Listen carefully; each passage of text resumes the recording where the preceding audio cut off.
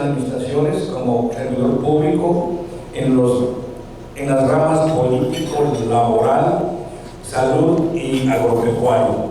Asimismo, en el sector financiero, en instituciones nacionales como en el sector educativo, en organismos internacionales. En el sector privado se ha colaborado en la asesoría jurídica en despachos locales, regionales y nacionales en asuntos que tienen que ver con la administración pública y con el área de especialización. Le dejo el micrófono a nuestro buen amigo y gracias a don Julio que también tuvo que ver para que viniera con nosotros, estuviera aquí Agustín. Adelante, Agustín.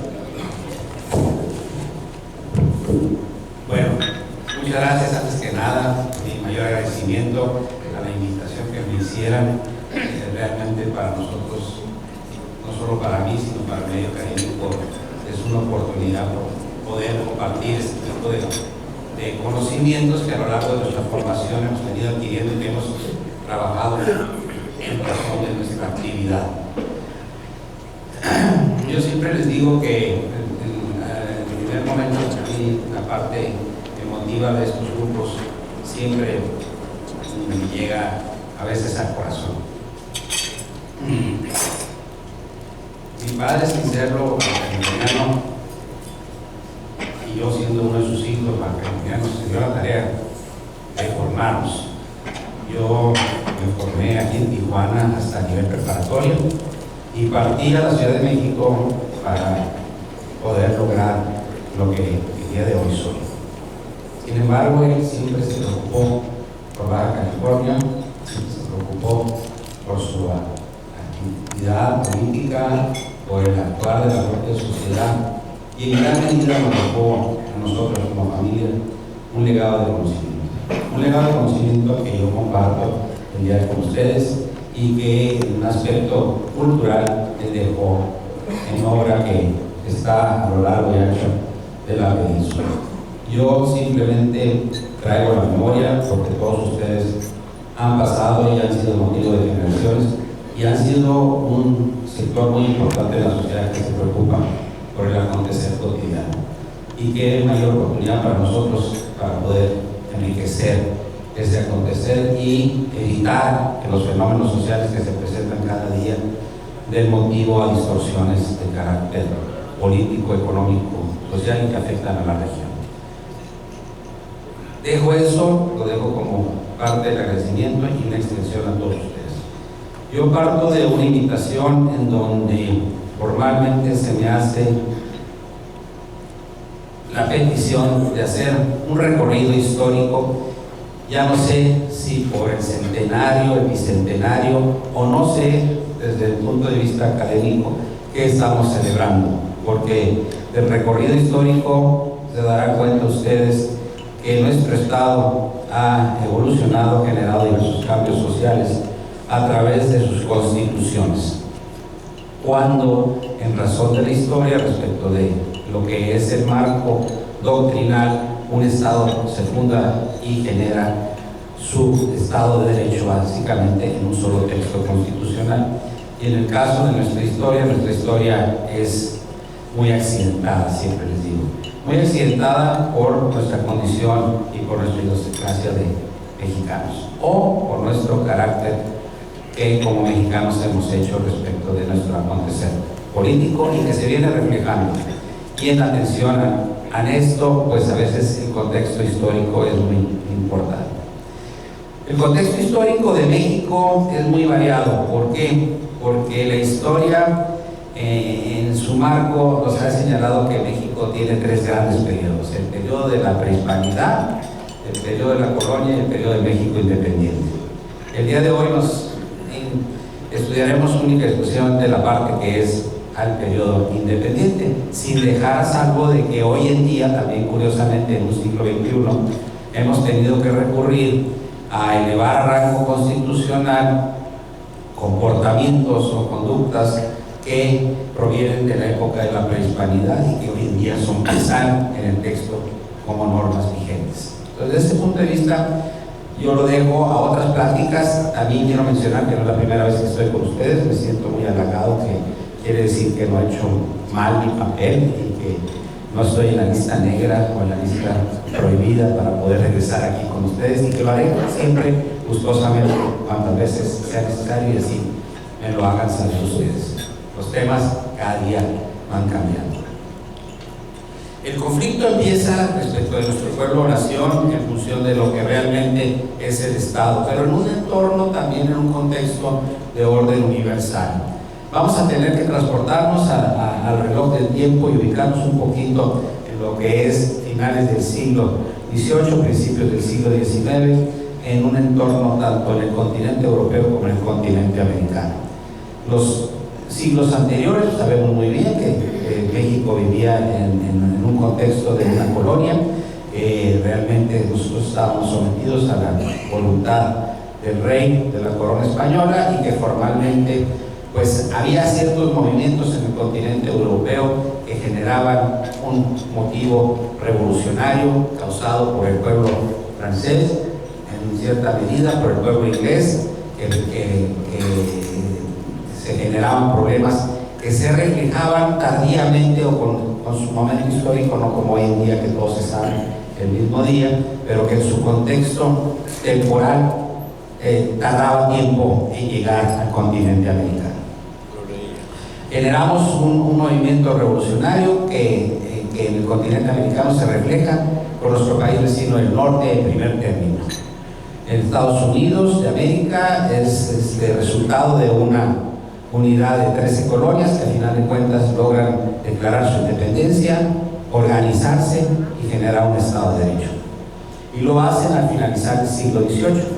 Sin embargo, todo esto trasciende a las colonias, y la Nueva España, que al final de cuentas veía, o la corona española veía que dicho movimiento podía trascender, se dio a la tarea formal de evitar llegar a los extremos de tener que perder la Nueva España, considero desde un punto de vista racional en su momento, o de poder determinar básicamente qué era lo que estaba sucediendo. Realmente nuestros movimientos históricos a veces son cuestionables. Nuestros movimientos históricos, yo siempre les he dicho, los escriben quienes realmente tienen un sentimentalismo formal de lo que queremos reflejar respecto de Estado o nación como patria. Nuestros valores patrios todos los conocemos, todos los reflejamos, los ejercemos y los hacemos propios para beneficio de la unidad nacional, del Estado nacional. A principios del siglo XIX se inicia un movimiento de gestación, un movimiento incipiente, pudiéramos decirlo, un movimiento revolucionario, un movimiento insurgente, como lo estaba determinando nuestro campo de batalla, en razón de buscar una nueva nación o buscar un nuevo proyecto de nación. Nuestros próceres de la independencia, nuestros reconocimientos al contexto, y es bien importante nos fijemos bien en los periodos históricos, porque a veces la confusión respecto de lo que son los periodos históricos nos lleva a creer que ciertos acontecimientos acaecieron, sucedieron, y la verdad de las cosas es que no son como tales.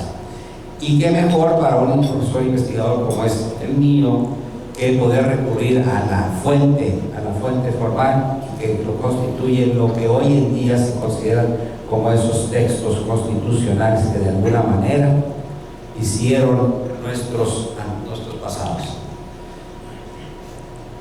y que es el motivo de nuestra plática, las constituciones que se han venido dando en México.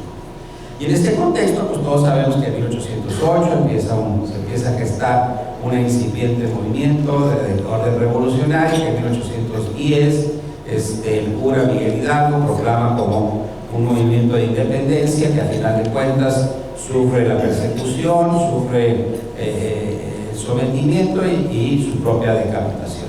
Y que al final de cuentas, pues en un término tan corto como es 1810-1811, no determina realmente un valor constitucional, pero que es parte de nuestra propia historia.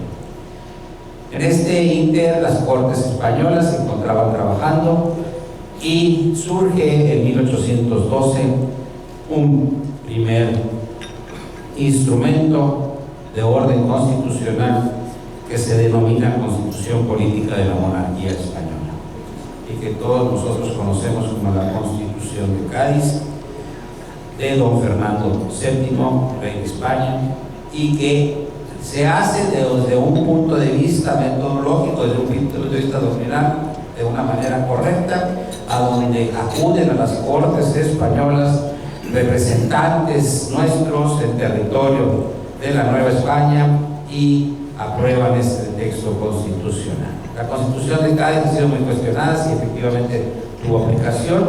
Hemos de reconocer lo que sí lo tuvo, como lo demostraré formalmente en razón de los periodos históricos, aplicación dentro de nuestro territorio.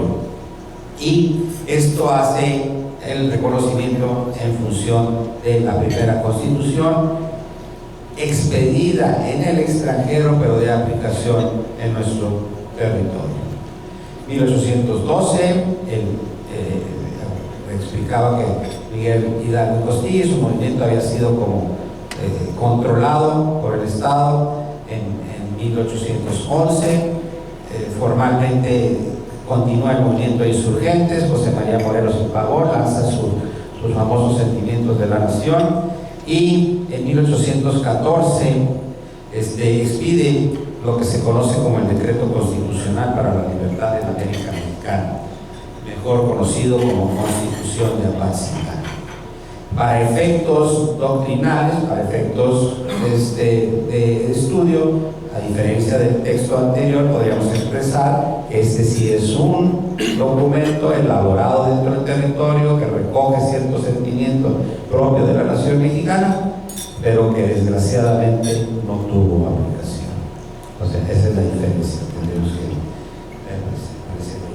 de 1814 a 1821 nos encontramos con movimientos de orden insurgente, de rebelión. México realmente no logra su movimiento de independencia.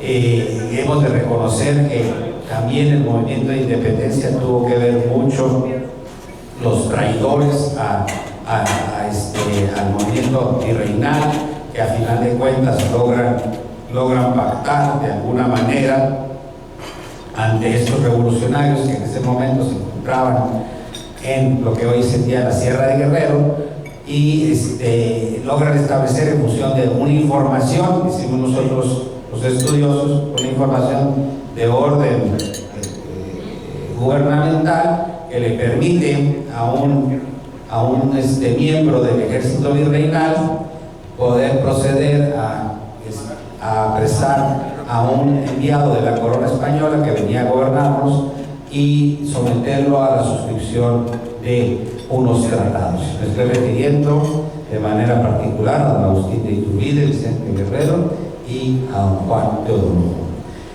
Vicente Guerrero y Agustín de Iturbide logran apresar en un aspecto de insurgencia, tenemos que decirlo así, de rebelión, a don Juan de Donojú, y en 1821 suscriben los tratados de Córdoba, entre otras cosas, en donde se reconoce la independencia, entre comillas, de México, y en donde se compromete don Juan de Donojú a regresar a las Cortes españolas, a final de cuentas, de hacer lo necesario para que México pudiera considerarse como México independiente.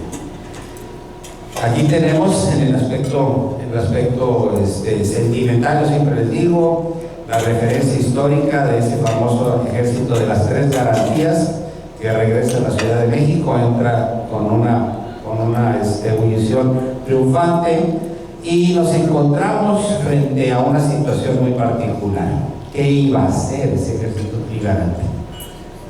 Ese ejército trigarante se da la tarea formal de expedir ante cualquier momento un reglamento provisional político del Imperio Mexicano, que trae como consecuencia y como mayor dado el reconocimiento que la Constitución de Cádiz fue aplicada y en consecuencia su abolición, es decir, dejar sin efectos todo lo que se había hecho en razón de la Constitución.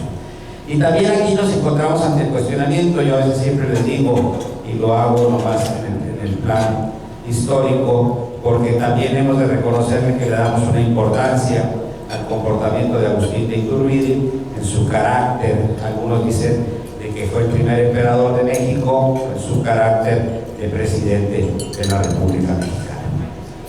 Y nos encontramos que frente a este reglamento lo que realmente se conformaba era una junta gubernativa que se iba a encargar de la transición para el efecto de que se promulgara a través de un Congreso Constituyente una verdadera constitución, la Constitución Federal de los Estados Unidos Mexicanos de octubre 4, de 1824. Es decir, ahora sí, un verdadero documento constitutivo del Estado mexicano que le da nacimiento a un Estado de derecho, a un Estado independiente. Pero curiosamente este documento no es reconocido por la monarquía española. Sin embargo, fue el primer instrumento que le dio vida nacional y del cual resulta electo. Ahora sí, también el cuestionamiento, recuerden que yo les hablaba de Iturbide, que fue el primer presidente de México, y nos dicen que lo es Guadalupe Victoria. Entonces aquí hay algunas cosas que pudiéramos también, en razón de nuestro tiempo, en su momento, poder platicar ampliamente. Si efectivamente uno o el otro es el primer presidente, pero los tiempos, ahí está la historia, ahí está. El primer presidente electo democráticamente bajo un esquema constitucional fue Guadalupe Victoria, derivado de un texto que es la Constitución Federal de los Estados Unidos Mexicanos de octubre de 1924. El ejercicio político de su momento a través de una junta gubernativa fue presidido por Agustín Iturbide, cuyo acto, aun y cuando él llamaba a la solemnidad de Fernando VII como el rey emperador de México, él asume también dicha potestad en virtud de la ausencia del mismo. Entonces, estas cosas son bien interesantes para efectos de la historia y para poder comentarlas y ampliar nuestros conocimientos o nuestra cultura, básicamente. De 1824 a 1836, presumiblemente,